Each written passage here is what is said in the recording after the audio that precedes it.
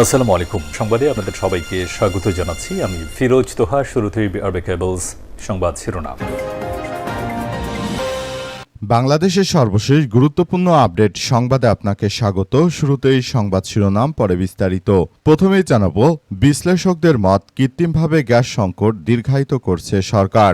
দেশে গ্যাসের সংকট কৃত্রিমভাবে দীর্ঘায়িত করা হচ্ছে বলে অভিযোগ করেছে বিশ্লেষকরা। তাদের মতে, ব্যয়বহুল এলএনজি আমদানি এবং নতুন ভাসমান টার্মিনাল নির্মাণে জনসমর্থন আদায়ে সরকার এবং বহুজাতিক কোম্পানিগুলো কাজ করছে। এসব উদ্যোগ বাস্তবায়িত হলে দেশে রিজার্ভের উপর চাপ বাড়বে এবং অর্থনীতি হুমকির মুখে পড়বে। এরপর জানাবো, গণভোটের গণরায় বাস্তবায়ন না করলে সরকারকে ক্ষমতায় থাকতে দেয়া হবে না বললেন নাহিদ ইসলাম। গণভোটের গণরায় বাস্তবায়ন না করলে আমরা এই তারেক রহমান সরকারকে ক্ষমতায় থাকতে দেব না বলে কঠোর হুঁশিয়ারি উচ্চারণ করেছেন জাতীয় নাগরিক পার্টি এনসিপির আহ্বায়ক ও জাতীয় সংসদের বিরোধী দলীয় চিফ হুইপ নাহিদ ইসলাম। আজ বিকেলে যাত্রাবাড়ি শহীদ ফারুক সড়কে এনসিপির ঢাকা মহানগর দক্ষিণ আয়োজিত গণসমাবেশে এই হুঁশিয়ারি দেন তিনি। এদিকে সাভারে কেটলি বোমায় উচ্চমাত্রার বিস্ফোরক RDX। সাভারে উদ্ধার হওয়া নিষ্ক্রিয় করা কেটলি বোমায় উচ্চ ক্ষমতা সম্পন্ন বিস্ফোরক বা RDX ব্যবহৃত হয়েছে। এ নিয়ে ব্যাপক আলোচনা শুরু হয়েছে। নিষ্ক্রিয় করার পর আলামত রাসায়নিক পরীক্ষার জন্য বিস্ফোরক অধিদপ্তরে পাঠানো হয়েছে। এবারে জানাবো, বেগম খালেদা জিয়ার আজ ৮১তম জন্মবার্ষিকী। বিএনপির নানা কর্মসূচি। আজ ১৫ আগস্ট, এদিন শেখ মুজিবের মৃত্যুবার্ষিকী। তবে এদিন খালেদা জিয়ার ৮১তম জন্মবার্ষিকী। আজ এজন্য বিএনপির পক্ষ থেকে নানা কর্মসূচি গ্রহণ করা হয়েছে।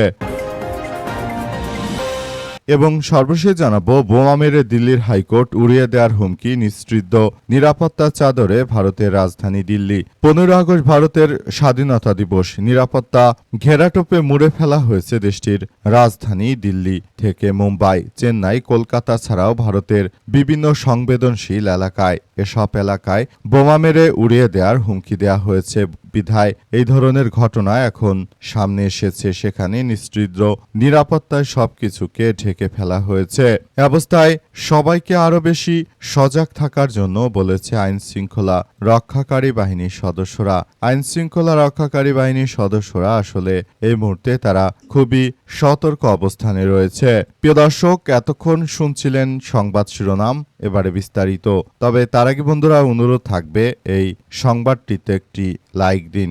এই চ্যানেলে আপনি নতুন হয়ে থাকলে আমাদের সংবাদটি দেখতে দেখতে চ্যানেলটি সাবস্ক্রাইব করে রাখুন। কমেন্ট করে বন্ধুরা আপনার মূল্যবান মতামত জানিয়ে দিন আপনি বিশ্বের কোন দেশ থেকে বা বাংলাদেশের কোন স্থান থেকে আমাদের সংবাদটি দেখছেন এবং শুনছেন। আর বন্ধুরা, সংবাদটি আপনার সোশ্যাল মিডিয়া ফেসবুকে শেয়ার করে বন্ধুদেরও দেখার সুযোগ করে দিন। গাজা যুদ্ধে আপনি যদি নিরীহ ফিলিস্তিনিদের ভালোবেসে থাকেন বন্ধুরা, কমেন্টে ইয়েস লিখে পুরো বিশ্ববাসীকে আমাদের এই তাজা আপডেটটি দেখার সুযোগ করে দিন। এবারে বিস্তারিত। বিশ্লেষকদের মত, কৃত্রিমভাবে গ্যাস সংকট দীর্ঘায়িত করছে সরকার।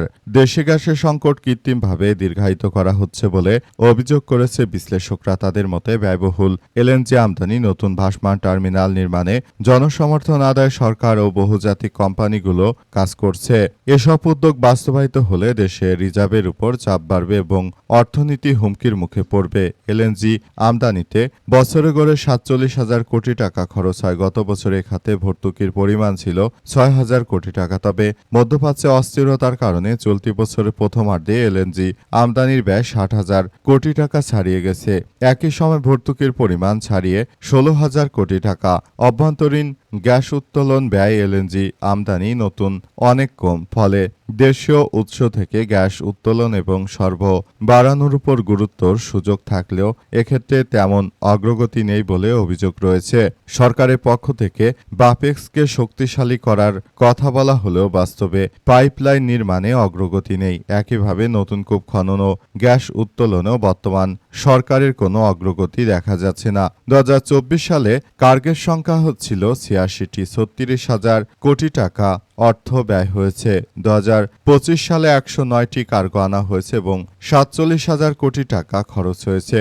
অন্যদিকে এলএনজি আমদানির অবকাঠামো সম্প্রসারণের ভিন্ন চিত্র দেখা যাচ্ছে। দেশের থাকা 2 ভাসমান এলএনজি টার্মিনালের বয়স 1 দশকও পেরোয়নি। এরই মধ্যে টার্মিনাল দুটিতে বিভিন্ন ধরনের ত্রুটি বিচ্যুতি নৈমিত্তিক বিষয় পরিণত হয়েছে। অভিযোগ রয়েছে সব ত্রুটি সময়মতো মেরামত না করে কোম্পানি দুটি গড়িমসি করছে। এরই মধ্যে দুর্ঘটনার কারণে একটি টার্মিনালের সার্ভিস প্রায় 1 মাস ধরে বন্ধ রয়েছে।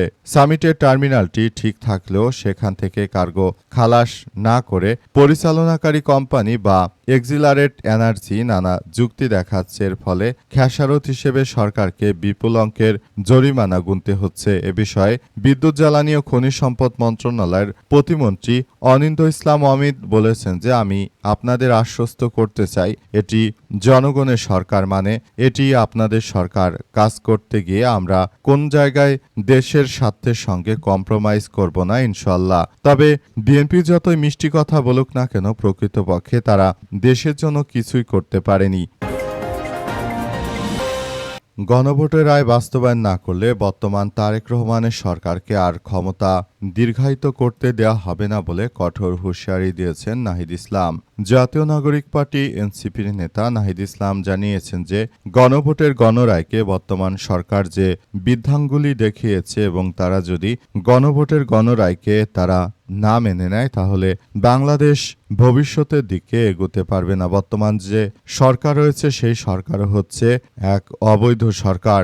এই অবৈধ সরকার আসলে দেশটাকে ধ্বংসস্তূপে পরিণত করেছে। সুতরাং এখনই বিষয়গুলো নিয়ে সবাইকে আরও বেশি সজাগ ও সতর্ক দৃষ্টি রাখতে হবে। দেশটাকে আমরা এক ভয়াবহ বিপর্যয়কর পরিস্থিতি থেকে দেশটাকে আমরা রক্ষা করার জন্য চেষ্টা করছি, কিন্তু বর্তমান সরকার যেভাবে দেশটাকে ধ্বংসস্তূপে পরিণত করেছে সেখান থেকে আমাদেরকে বেরিয়ে আসতে হবে। দেশটাকে আমরা একটি ভালো অবস্থানে নিয়ে যেতে চাই, সেজন্য আমাদের সবাইকে আরও বেশি সতর্ক ও সজাগ দৃষ্টি রাখতে হবে। দেশটাকে যেভাবে এগিয়ে নিয়ে যাওয়া হচ্ছে সেখান থেকে আমাদের সবাইকে আরও বেশি এগিয়ে নেওয়ার প্রক্রিয়া দৃঢ় ব্যক্ত করেছেন নাহিদ ইসলাম। তিনি জানিয়েছেন যে বর্তমান সরকার যেভাবে মিথ্যাচার করছে, অতীতের সব রেকর্ডকে তারা ছাড়িয়ে গেছে।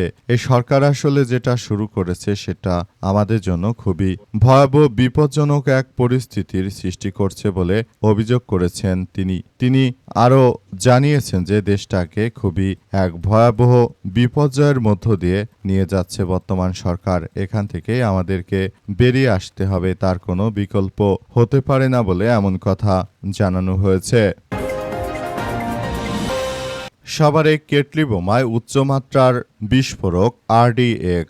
সাভারে উদ্ধার করা হয়েছে একটি শক্তিশালী ও উচ্চ ক্ষমতা সম্পন্ন কেটলি বোমা। সেখান থেকে ভয়াবহ এক ধরনের বিস্ফোরক RDX উদ্ধার করা হয়েছে নিয়ে জনমনে আতঙ্কের সৃষ্টি হয়েছে। এগুলো এতটাই উচ্চ ক্ষমতার বিস্ফোরক যে এগুলো বড় বড়, যেমন যুক্তরাষ্ট্র মানুষ বিধ্বংসীভাবে মারার জন্য যে সব বোমা ব্যবহার করে সেগুলোতেই উচ্চমাত্রার RDX থাকে, সেগুলো আসলে সবকিছুকে একদম ধ্বংসস্তূপে পরিণত করে।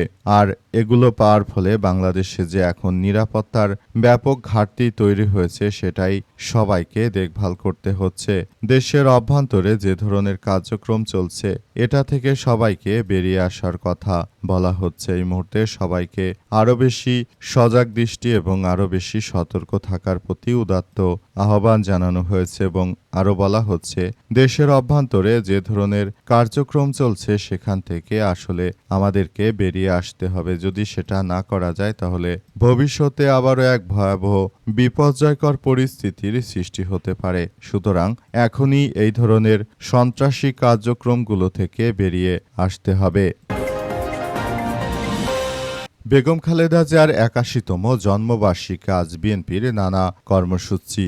বিএনপি চেয়ারপারসন বেগম খালেদা জিয়াকে দীর্ঘদিন ধরে কারাভোগের পর মৃত্যুবরণ করতে হয়েছে জন্য পালিয়ে যাওয়া স্বৈরাচার ফ্যাসিস্ট সরকার দায়ী। বিএনপির চেয়ারপারসন বেগম খালেদা জিয়ার যে জন্মদিন সেগুলো দীর্ঘদিন ধরে পালন করতে দেয়নি, কারণ 15 আগস্ট শেখ মুজিবের মৃত্যুবার্ষিকী ছিল এবং সেখানে শোক দিবস পালন করা হতো এবং সারা দেশে শেখ মুজিবুর রহমানের মৃত্যুবার্ষিকী উপলক্ষে দেখা যেত যে বিভিন্ন জায়গায় জায়গায় খিচুড়ি দেয়া হতো, মিষ্টি দেওয়া হতো এবং মাইক বাজিয়ে শেখ মুজিবুর রহমানের তার ভাষণগুলো প্রচার করা হতো। কিন্তু বর্তমান সময়ে দেখা যাচ্ছে সেগুলো আর নেই। বর্তমানে সবকিছু ভিন্ন রকম ভাবে চলে গেছে অবস্থায় সবাইকে আরও বেশি সজাগ থাকার প্রতি আহ্বান জানানো হচ্ছে এবং বিএনপির চেয়ারপারসন খালেদা জিয়ার এই জন্মবার্ষিকী উপলক্ষে সবকিছুকে সুন্দরভাবে গড়ে তোলায় এই মুহূর্তে বিএনপির জন্য খুবই গুরুত্বপূর্ণ একটি বিষয় হিসেবে আবির্ভূত হচ্ছে।